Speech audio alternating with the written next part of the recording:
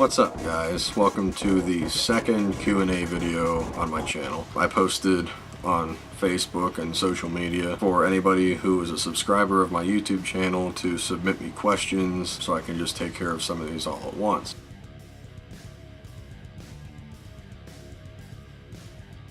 Well, there's a lot of stuff going on with my project that hasn't even been released yet and that we've been teasing about for quite some time. The direction we're going in the future, we're not quite sure if we can put a pin in it, honestly. We're basically tired of, genre labeling ourselves to one specific set of, subgenres and stuff. We're honestly kind of just like unlimiting ourselves as to what we're going to do and how we're going to approach it. Probably honestly going to be unable to define ourselves subgenre wise. All that I can tell you is it's going to be extremely heavy and it's going to be better than anything we've ever put out. And as far as when we're putting out new material, I want to say hopefully soon. We're hoping to have a single done, I want to say by hopefully February at the latest, I'm hoping. But the way things are going, it's going very, very slow.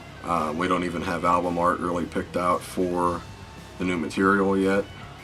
Actually, that's probably a spoiler in and of itself. So yeah, as far as when we're releasing it, we're not quite sure. We don't know when the entire new record is going to come out, but we're hoping to get a single out, I'm going to say probably midwinter at the latest. This one is a wrestling question. For those who didn't see the last Q&A video I posted, I have been a pro wrestling fan for literally all of my life. So this one came from a fellow wrestling enthusiast.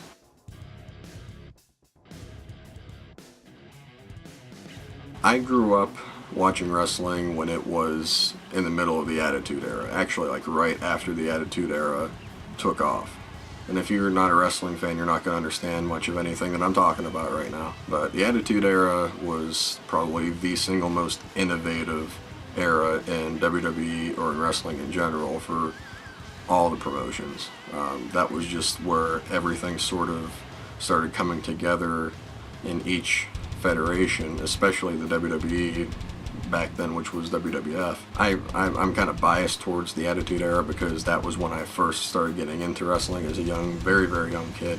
All of those matches and pay-per-views and all of that from back then will always hold a place within me because that's what really got me to grasp it when I was a young kid. The Ruthless Aggression era wasn't too bad either. It's a lot better than the PG era. The PG era there's a lot of things about it that are garbage at this point. Ruthless Aggression wasn't too bad. Attitude Era started in, I think it was 1997 until 2002, and Ruthless Aggression Era started 2002 until 2009, I think it was. Correct me if I'm wrong, I'm not quite sure. I still watch wrestling, it's still okay to me, but nothing will ever compare to the 90s or early 2000s.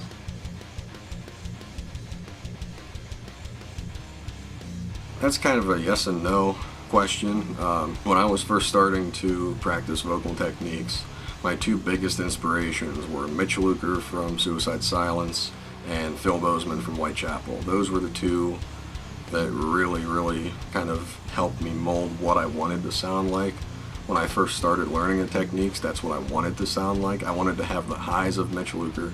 I wanted to have the lows of Phil Bozeman. And Steve Maroy from Despised Icon, he kind of made me want to mold pig squeals into that sort of sound. But mainly Mitch and Phil were my biggest inspirations. So yeah, when I first started learning the techniques, I wanted to mold myself after those types of vocal sounds and that sort of tone.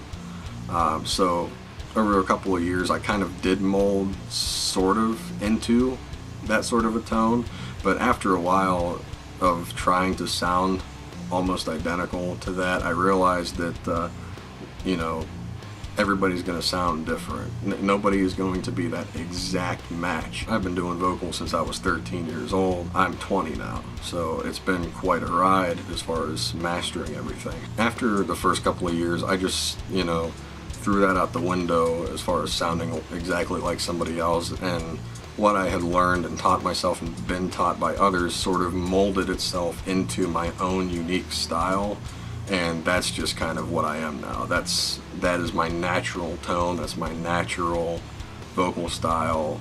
That's not me trying to sound exactly like somebody anymore. That is just me trying to be me and make my own unique style. So I hope that answers the question for you.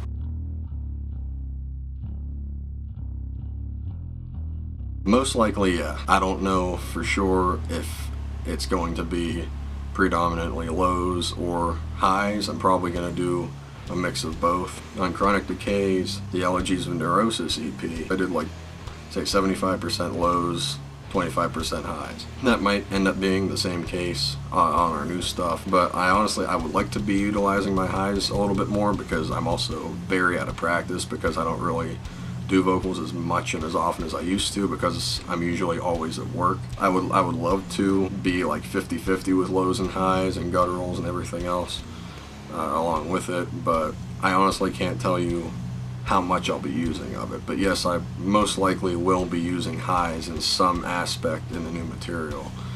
Some people say that it doesn't really fit in our style, but like I said in the first question, our style is changing, and our style is definitely going to be a lot more diverse than what the first EP was. It's going to be way more diverse, and it's going to blow all of that out of the water, in my opinion. So it might end up fitting for those who think that it didn't in the first album. But regardless, thank you for the support if you are somebody who supports any of my musical endeavors. But that is it for this Q&A for now. I might do a third installment of this eventually, so I'll let you guys know when it's time to submit questions again.